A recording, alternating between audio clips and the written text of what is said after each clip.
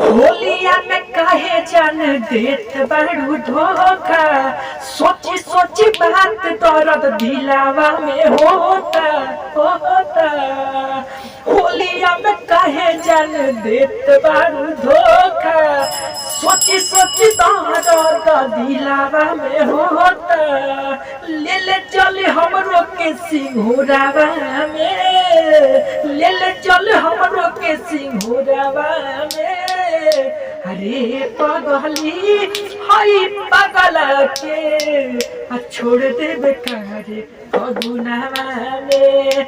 अरे पगली हाय पगल के छोड़ देबे कारे फगुनवा में फगुनवा में।